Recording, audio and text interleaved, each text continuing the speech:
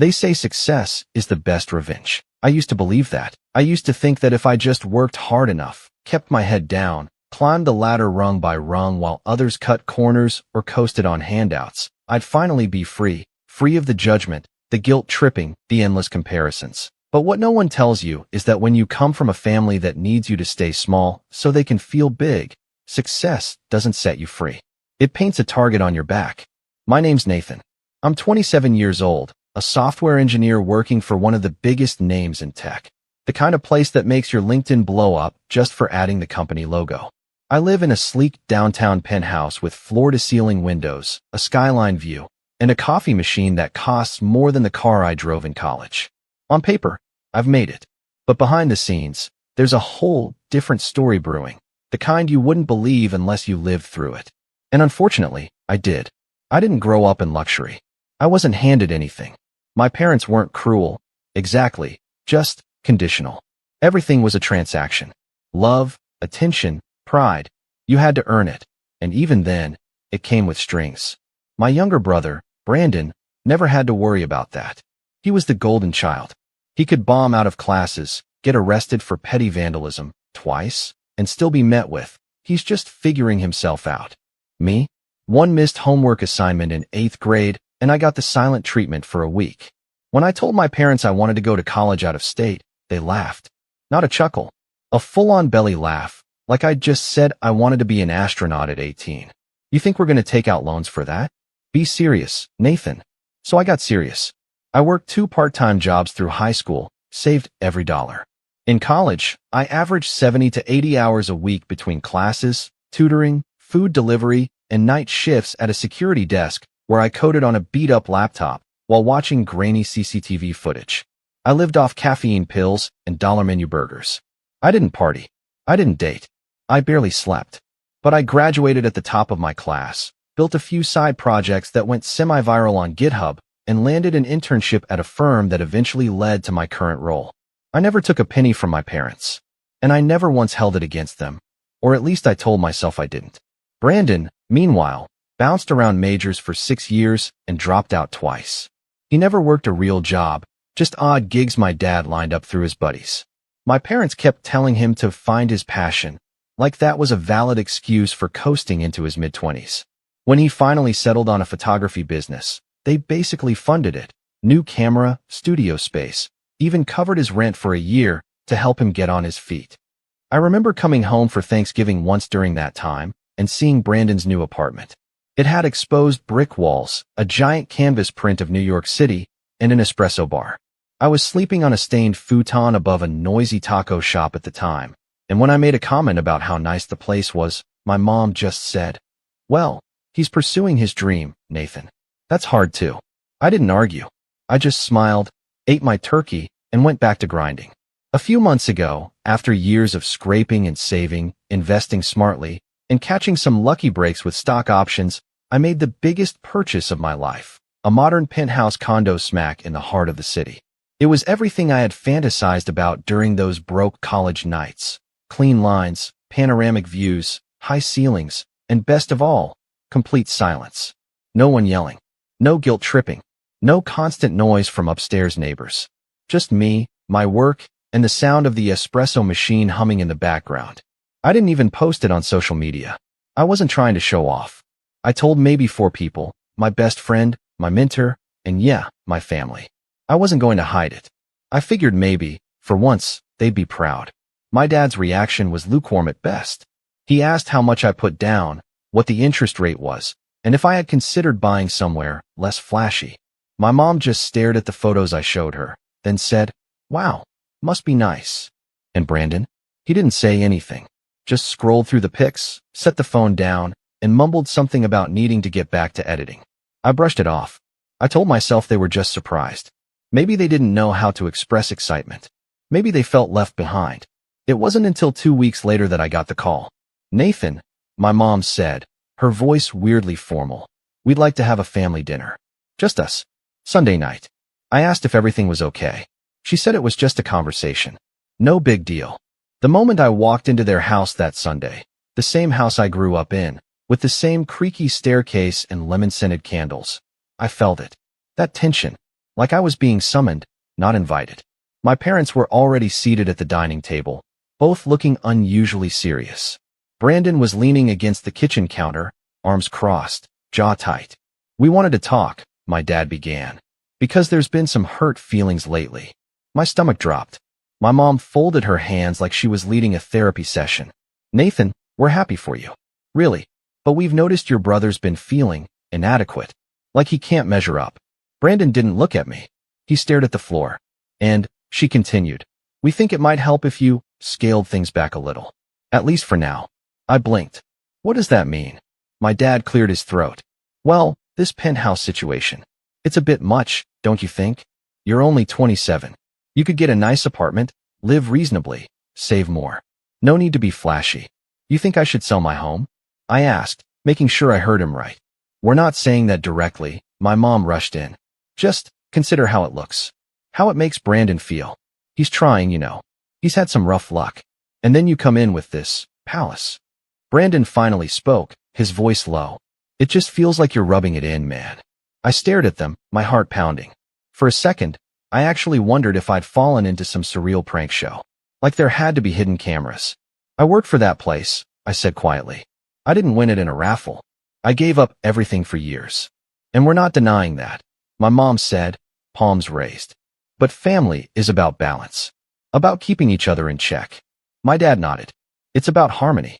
And right now, the dynamic is off." Something cracked in me then. Not loudly, not all at once, just a small, internal snap. Like a wire that had been pulled too tight for too long. I stood up, calmly, and said, "Thanks for the dinner. I've got work in the morning." I didn't yell. I didn't curse. I didn't argue. I just left, got in my car, drove home to my palace, and sat in silence for an hour staring at the skyline I had spent a decade chasing. I wish I could say that after that family dinner, the one where my parents politely suggested I sell my home because it made my brother feel inadequate, things simmered down. I thought I'd made my boundaries clear. I thought leaving quietly would send a message. But if anything, it made things worse. Like I had insulted some unspoken hierarchy by refusing to shrink myself. And over the next few weeks, the tension escalated in a way I couldn't have predicted. Subtle at first, then not so subtle. It started with the texts. At first, they were harmless enough. My mom forwarding me links to affordable downtown lofts with notes like, "See, this one's more modest, but still cute." Or, "Wouldn't it be nice to have neighbors more your age?" I didn't respond. Then came the guilt-trippy stuff. "Brandon hasn't been sleeping well. He keeps comparing himself to you. It's breaking my heart."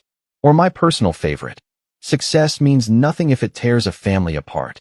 I ignored those too. That's when the others got involved. My aunt called me out of the blue, someone I hadn't spoken to in over a year. She launched into a faux-concerned monologue about how proud everyone was of me.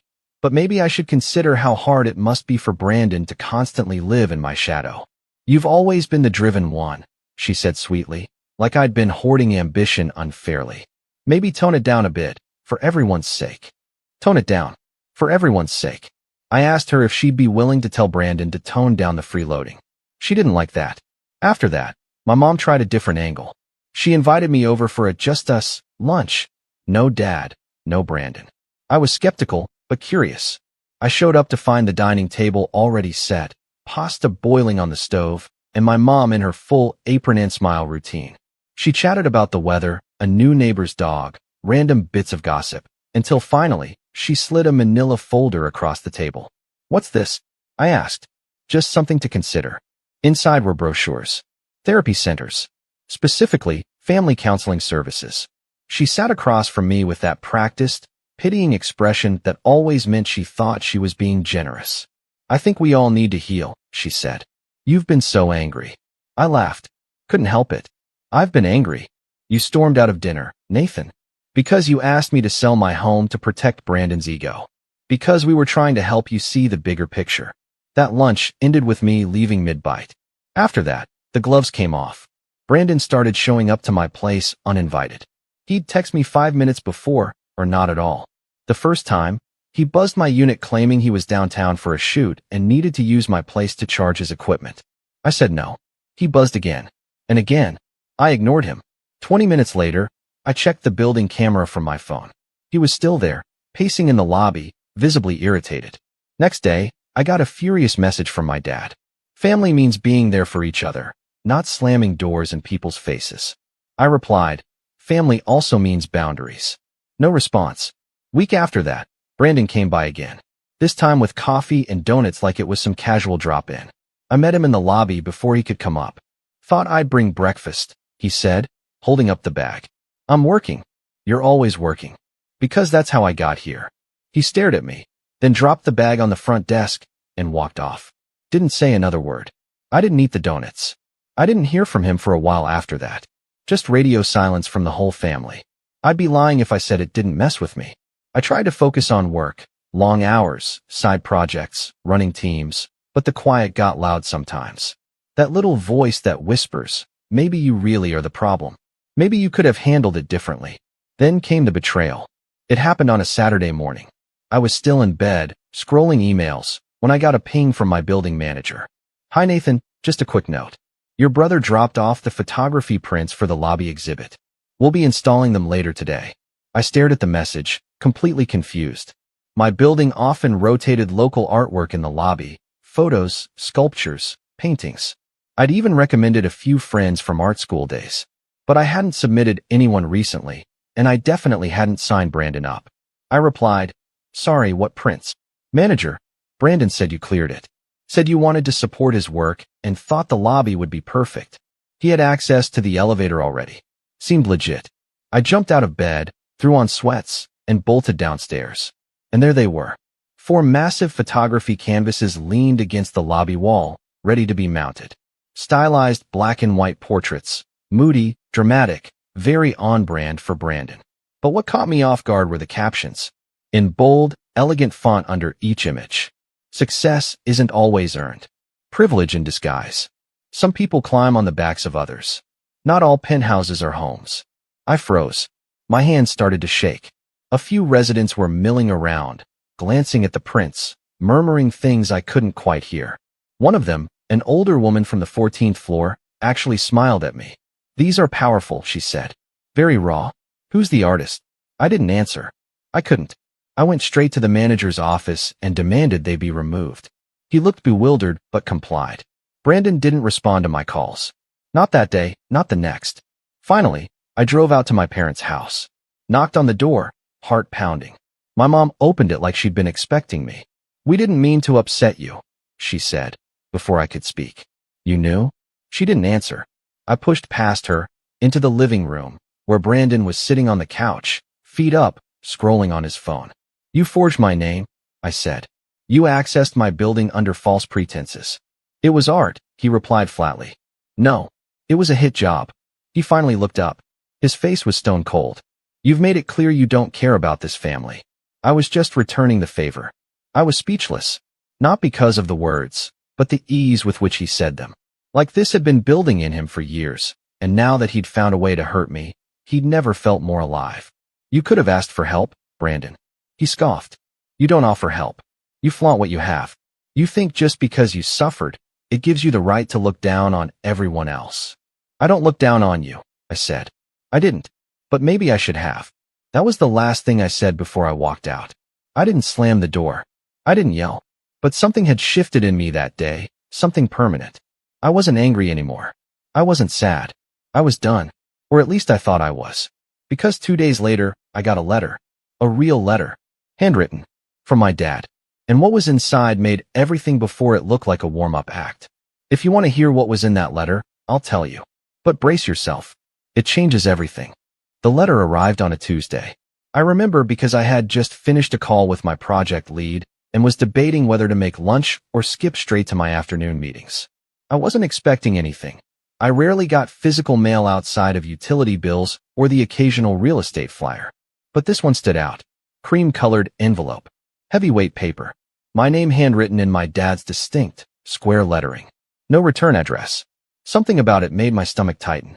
I sat on the edge of the kitchen counter, opened the envelope with a butter knife, and unfolded the 2-page letter inside. The handwriting was familiar, steady, but each word felt like a gut punch. Not because it was cruel. I almost wish it had been, but because it was deliberate. Cold. Calculated. like he had rehearsed every sentence in his head before putting it down, knowing exactly how it would land. He began with something that looked like empathy. "Nathan, I've always admired your discipline. Your ability to shut out distractions and chase your goals. That's not easy. And I'm proud of you, we both are.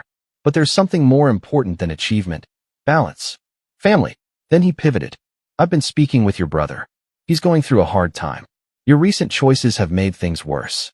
Whether intentional or not, you've created distance between yourself and this family. Your tone, your attitude, your lifestyle, they send a message. One that says, 'I'm better.' That message has hurt your brother deeply, and it's forced your mother and me to reevaluate how we move forward as a family." That's when he dropped the bomb. "As of this week, we've decided to temporarily restructure the family trust." The trust. I didn't even know there was a family trust. My parents weren't wealthy by any means, middle class at best, but I knew my grandfather had owned land upstate that had been passed down when he died. Acres of undeveloped forest, worth more than most people realized. I'd always assumed it was being held for retirement or maybe some future family emergency. My dad never spoke of it in detail. It was one of those "we'll talk about it someday" topics that got buried under small talk and football games. Apparently, someday had arrived, just without me. He continued, "We've named Brandon as the primary beneficiary for the next 5 years. It's not about favoritism. It's about need. We hope you understand that this isn't punishment. It's protection. For the family. If you're willing to meet us halfway, this can change. But if you continue down your current path, you may force our hand long-term. The door is always open. But so is the window of opportunity." I read the letter twice. 3 times. Each time, it made less sense and hurt more. It wasn't about money. Not really. It was about being written out, symbolically and literally. My entire life, I had tried to play by the rules. Work hard. Be responsible. Stay humble. I hadn't asked for anything. Not once. And now, the one time something was available, I wasn't just passed over, I was threatened. I sat in my apartment, the city spread out below me, and felt completely, utterly hollow. Over the next few weeks, I spiraled. Not dramatically. Not in the way people imagine when they think rock bottom. I still woke up, logged into work, answered emails, attended meetings. But I was checked out. My focus evaporated. Deadlines crept up faster than usual. I stopped working out, stopped cooking, started ordering takeout every night. I left dishes in the sink. I missed a friend's birthday dinner and forgot to call back another who left a voicemail saying he was worried about me.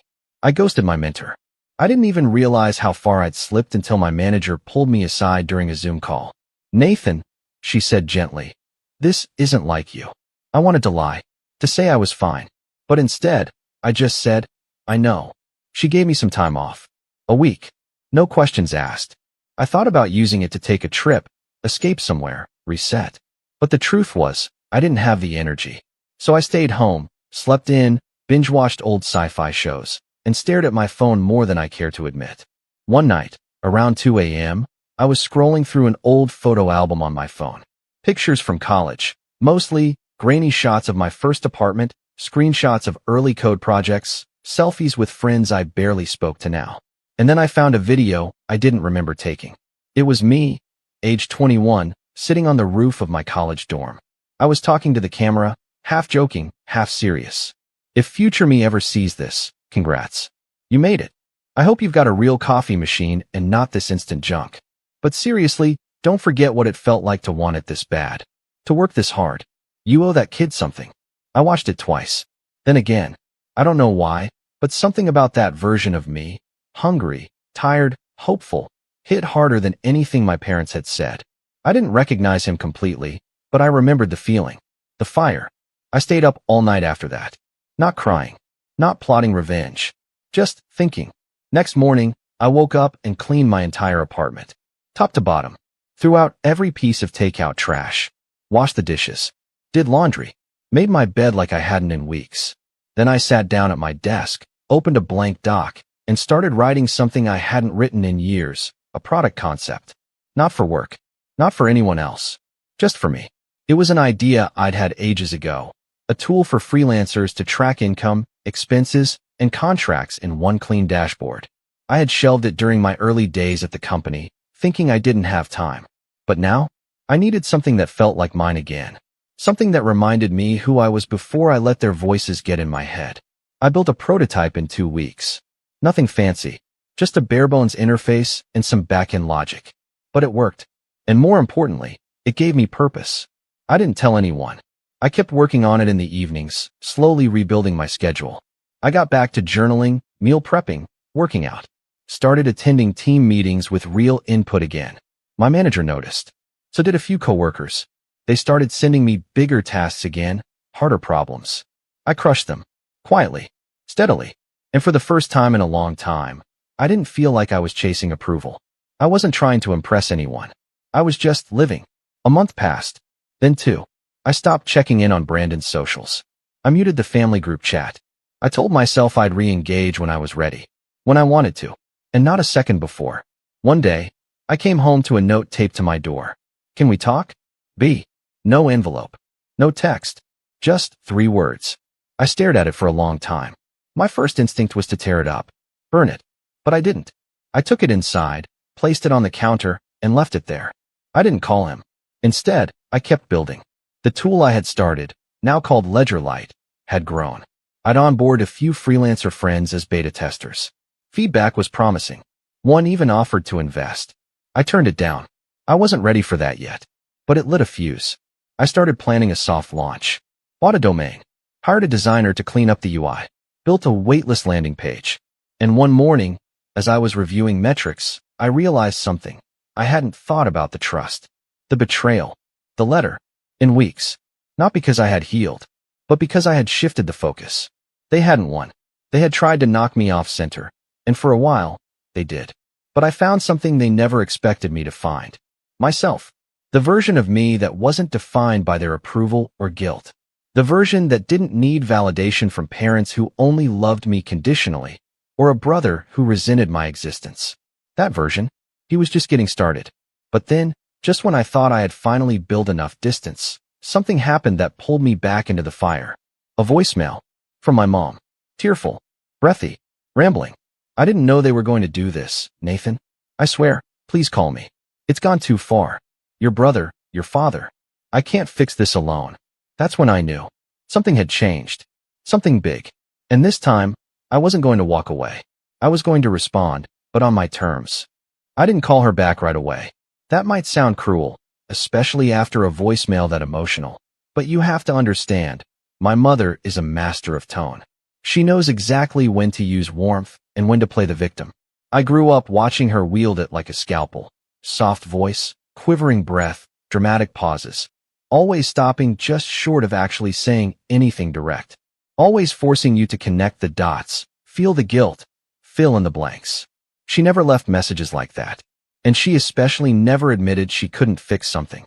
That was the first clue that whatever happened, it wasn't just a spat or another round of think of your brother.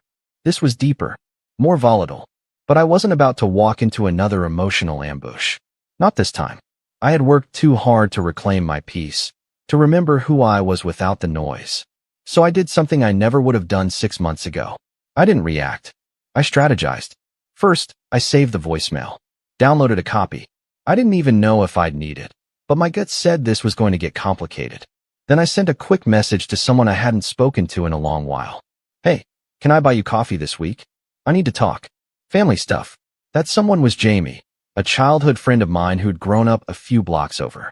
We lost touch after high school, reconnected briefly in college, then drifted again. But Jamie knew my family, had seen the dynamics, heard the arguments, been there the night my dad made Brandon lie about breaking the garage door, then punished me when I tried to correct the story. Jamie had always called it like it was. 2 days later, we met at this little cafe off 6th Street. Low lighting, good pastries, quiet jazz in the background. I didn't even sit down before she gave me a look and said, "Okay, what happened now?" I told her everything. From the penthouse guilt tripping to the fake art exhibit, the trust betrayal, the fallout, and finally, the voicemail. She listened the whole way through without interrupting. Sipped her coffee, eyes sharp. At one point, she muttered, "Unreal," under her breath. When I finally finished, she leaned forward and said, "They're bleeding you, Nate. Just emotionally instead of financially." I know. No, I don't think you do. This isn't about the money or the apartment. It's about control. You're the only one who ever broke out of their little orbit, and now they're trying to drag you back. I stared down at my cup. So what do? Her lips curved into something between a smirk and a challenge. You stop defending and start playing offense. I blinked. What does that even look like? Jamie tapped her finger on the table. You said there's a trust. You were written out. Brandon was made sole beneficiary temporarily. For 5 years. Does it have to be 5 years? I frowned. My dad made it sound like the decision was final. Jamie raised an eyebrow. Doesn't mean it's legal. That's when the first piece of the plan came into focus. I didn't know the specifics of the trust, when it was set up, how it was structured, what rights I had. But if there was a document, there were laws around how it could be changed. Especially if it was my grandfather's land. That made it generational. Possibly irrevocable. So I made another call. This time, to an attorney. Not just any attorney. A former mentor of mine who had transitioned from software law to estate litigation a few years back. I didn't have to tell him much. Just enough for him to agree to review any documents I could get. You're not filing anything yet, he warned. We're just gathering information. Be smart. Smart. That meant not storming into my parents' house demanding answers. It meant baiting them, gently. So I sent a message to my dad. Short. Calm. Almost passive. Hey, got mom's voicemail. Hope everything's okay. Want to catch up this weekend? Maybe clear the air. He replied in under 5 minutes. Glad to hear from you. Sunday afternoon work. Perfect. It felt too easy, which made me even more cautious. When I arrived that Sunday, my mom looked pale. Nervous. She opened the door and pulled me into a hug before I could stop her. Thank you for coming, she whispered. My dad was seated in the den, legs crossed, expression unreadable. Brandon wasn't there. That alone told me something was wrong. He was always at the center of these little dramas. We made small talk. Tea. Snacks. Weather. Then I asked casually, so what's going on? They exchanged a glance. My dad cleared his throat. Your brother's going through a rough patch. I waited. He took out a business loan last year, he continued, to expand the studio. Bought equipment, leased a second location. That was news to me. He fell behind on payments. Missed deadlines. Some legal stuff is happening now. What kind of legal stuff? My mom winced. He defaulted. The lender's threatening asset seizure. I sat back. And this affects me how? More glances. My dad finally said it. He used part of the trust as collateral. My stomach dropped. I blinked. He what? My mom stepped in. It wasn't the main land parcel, just a sliver. A few acres. He thought he could flip the profit quickly. Which part? I asked sharply. The East Ridge, my dad muttered. That was the most developable portion. The one with road access. I didn't even know he had access to do that, I said. He shouldn't have, my mom said quickly. But your father, we thought it would help him get stable. Let me guess, I said, leaning forward. The paperwork wasn't clean. Now the whole trust is being reviewed. Neither of them spoke. I stood up, walked to the window, took a breath. Then I turned. I want to see the documents. All of them. Original trust. Addendums. Transfers. My dad stiffened. That's private. Not if it affects my legal inheritance. Not if Brandon's actions are jeopardizing it. You can either let me review it with a lawyer, or I subpoena it. Your choice. It was the first time I'd ever seen my father truly angry. Not yelling, not slamming fists, but that low, simmering fury that came from someone used to holding power and suddenly realizing they didn't have it anymore. You've changed, he said coldly. No, I replied. I've just stopped apologizing. I left with no hug, no goodbye, no snacks wrapped in foil like old times. 3 days later, my lawyer had scanned copies of the trust and all its modifications. And sure enough, my name had been quietly removed through a document that, according to him, wouldn't hold up under scrutiny. The trust had been set up by my grandfather with a specific clause. No alterations can be made unless all named beneficiaries agree in writing. I never signed anything. My signature was nowhere to be found, which meant the 5-year restructure was not only illegitimate, it was grounds for a full reversal, possibly even legal action. Jamie was the first person I told. We met again at the cafe, and when I laid out the facts, her grin grew with every detail. So what now, she asked. I exhaled slowly. Now, I said, we stop playing defense. I gave them one more chance. Not out of mercy, but out of strategy. After reviewing the documents, my lawyer and I crafted a simple, polite letter addressed to both of my parents. It outlined, without emotion or judgment, the legal inconsistencies in the amended trust. It cited the original clause from my grandfather that prevented unilateral changes. It highlighted the absence of my signature. It closed with a clear, non-confrontational request. We respectfully ask for the immediate reversal of the unauthorized modifications, including the removal of Nathan Carter as a beneficiary. If not resolved by date, we will proceed through the appropriate legal channels. The deadline was 2 weeks out. I didn't hear anything for 13 days. No texts, no calls, no knocks on my door.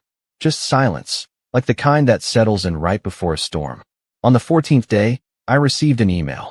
It was from my dad. No greeting, no apology, just a PDF. The trust has been amended and restored to its original form. Brandon's authority has been revoked. You're reinstated. Consider this matter closed. I showed the email to my lawyer. He smiled. It's done. You win. But that wasn't the revenge. That was just the warning shot. Because here's the thing. They thought the issue was over because the paperwork was fixed. What they didn't realize was how much damage they'd already done. Not to my finances, but to my name, my trust, my reputation. Remember the photography exhibit Brandon tried to install in my building lobby? The one where he snuck in my building and displayed slanderous captions like "privilege in disguise" and "not all penthouses are homes." Yeah, I hadn't forgotten either.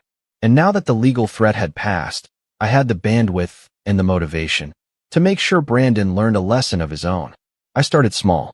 A DM to a gallery manager I knew through a mutual friend, someone Brandon had been trying to woo for months. I sent her the lobby photos Brandon had tried to install in my building, along with a short message. Thought you should see the kind of work he tries to push without consent. She replied 2 hours later. Thanks. That crosses a line. We won't be moving forward with him. Then I moved to his lease. Remember the second studio space he leased for expansion? Through some online research and a LinkedIn post he'd made months earlier, I figured out the building. I didn't contact the landlord directly. I didn't need to. I contacted a friend who worked for a commercial real estate firm in the area. I gave him Brandon's business name and asked if the owner had ever made late payments or tried to sublet. My friend laughed. Yeah, that guy's a mess. Hasn't paid for 2 months. Wants to renegotiate the lease, but won't return paperwork. I didn't say anything incriminating. I didn't push. But the conversation made its way back to the landlord. 2 weeks later, Brandon lost the space. Strike 2. Finally, I went after his real currency, his image. Brandon had built a modest social media following as a visionary creative, 12K followers on Instagram, a curated aesthetic, inspirational quotes, carefully filtered behind-the-scenes reels. I created a fake account, followed his page, and waited. Soon, he posted a new series called The Art of the Climb, with captions about overcoming adversity, building his business without handouts, and chasing success without compromising values. I screenshotted the post. Then I uploaded a side-by-side comparison. The post versus a scan of the letter my dad had sent me months earlier, the one where he admitted Brandon used the trust as collateral for his business loan. I didn't include identifying information. No address. No docs. Just a caption. Curious definition of without handouts. Then I let the internet do its thing. Within 24 hours, Brandon locked his account. Strike 3. The fallout was quick. I didn't hear from him again. No apology. No attempt to reconcile. Just silence. His name disappeared from my building's directory. Apparently, he had been living in a friend's apartment nearby. Gone now. My parents, on the other hand, tried one last maneuver. An invitation. Dinner. At their house. To talk. I considered ignoring it. But I needed closure. So I went. It was just the two of them. Brandon wasn't there. The dining room was pristine. Napkins folded. China I hadn't seen since Christmas 5 years ago. My mom served roast beef. My dad poured wine. For a moment, it almost felt normal. Until my mom set down her fork and said, "We just want to move forward." I nodded. So do I. My dad cleared his throat. We've made mistakes. I didn't speak. We let things spiral, he continued. We thought we were helping Brandon, but we see now how that hurt you. I finally met his eyes. Do you? He hesitated. We're trying. I leaned back in my chair. Good. Because here's how we move forward. They both straightened. I'm not asking for an apology. I'm not asking for affection. I'm not even asking for a relationship. What I am asking for is distance. My mom's eyes welled up. Nathan, I held up a hand. I've rebuilt everything you tried to strip away. I've cleaned up the mess Brandon left behind. And I've done it without rage. Without dragging your names through the mud. Because I still have more respect for this family than you ever had for me. They sat frozen. I stood. I'll see you on holidays. Maybe. But I'm done playing the scapegoat. I'm done being the emotional punching bag. From now on, you get access to me based on how you treat me. Not because of blood. My mom wiped her eyes. My dad just stared at his plate. I walked out. No hug. No wave. No thank you for coming. Just the sound of the door clicking shut behind me. Quiet. Clean. Final. That was 6 months ago. Since then, my life has been simple. Work is steady. Ledgerlight launched with 3,000 signups in the first month. I hired a small team. Quiet growth, no flash. Just results. The penthouse. Still mine. I upgraded the coffee machine. My parents haven't called. Brandon's social media remains inactive. Word is, he moved out of state. Sometimes people ask me if I regret any of it. If it was too much. If I wish I had just let it go. But here's the truth. I didn't burn the bridge. They did. I just made sure they couldn't rebuild it with stolen wood. And that, my friend, is how I got my peace back. For good.